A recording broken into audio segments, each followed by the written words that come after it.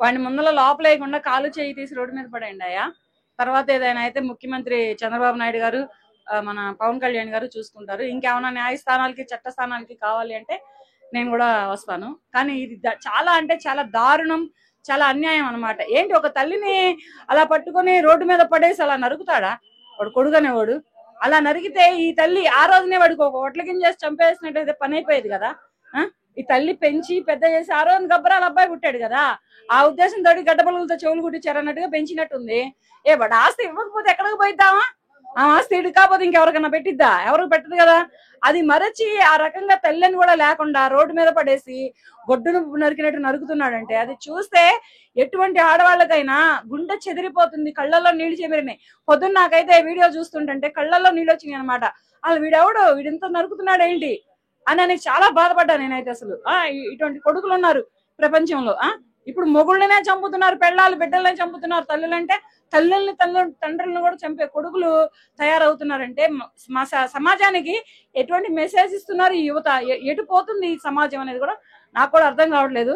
కొంచెం న్యాయస్థానాలని చట్టస్థానాలని నేను కోరుకునేది ఒకటే, ఏంటంటే అది ప్రస్తుతానికి ఈ కేసు నిర్ధారణ అయింది. ఎందుకు చంపాడు ఏంటనేది పక్కన పెడితే ప్రస్తుతానికి చంపడం అయితే మాత్రం సోషల్ మీడియాలో వైరల్ అయింది. కనుక నేను న్యాయస్థానాలకి చట్టస్థానాలకి ఒకటే రిక్వెస్ట్ చేసుకుంటున్నాను, ఏంటంటే వాళ్ళకి కాలు చేయి తీసి రోడ్డు మీద వేసేసేయండి. ఆస్తి అంతస్తులు ఉంటే పెళ్ళం పిల్లలు పంచుకుంటారు, లేకపోతే వస్తాయి కదా. ఇవ్వరు కదా. ఎవరన్నప్పుడు ఈ నరకడం ఏంటి? ఇది చేత కదా బతకడం. బతకనప్పుడు వీడిని చావమను, దేంట్లో పడి దూకి చావరా, నువ్వే పిడ వదిలిపోతావు. ఇప్పుడు ఏమన్నా నీకు ఆస్తులు ఇస్తారా, అంతస్తులు ఇస్తారా? లోపలేసి తోముతారు, కాలు చేయి తీసి బయటపడేమని నేను స్టేట్మెంట్ ఇస్తున్నా.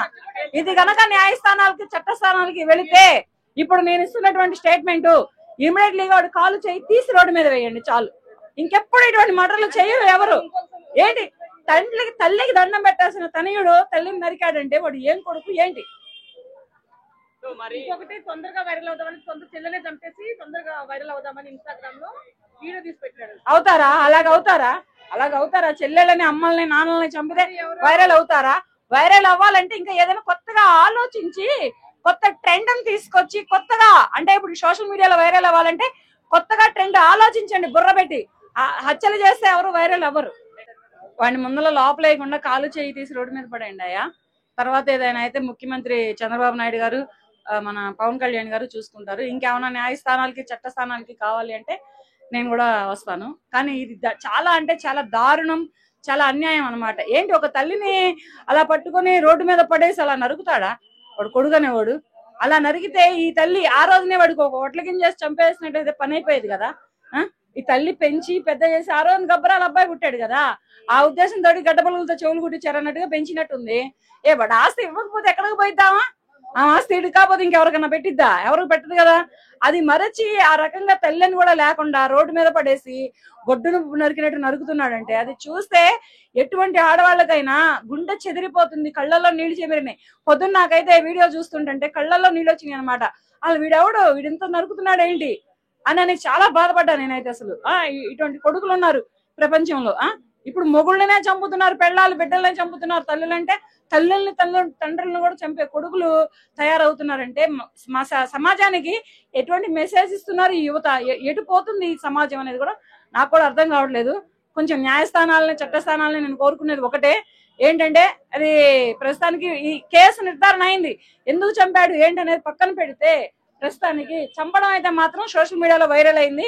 కనుక నేను న్యాయస్థానాలకి చట్టస్థానాలకి ఒకటే రిక్వెస్ట్ చేసుకుంటున్నాను, ఏంటంటే వాళ్ళకి కాలు చేయి తీసి రోడ్డు మీద వేసేసేయండి. ఆస్తి అంతస్తులు ఉంటే పెళ్ళం పిల్లలు పంచుకుంటారు, లేకపోతే వస్తాయి కదా. ఇవ్వరు కదా. ఎవరన్నప్పుడు ఈ నరకడం ఏంటి? ఇది చేత కదా బతకడం.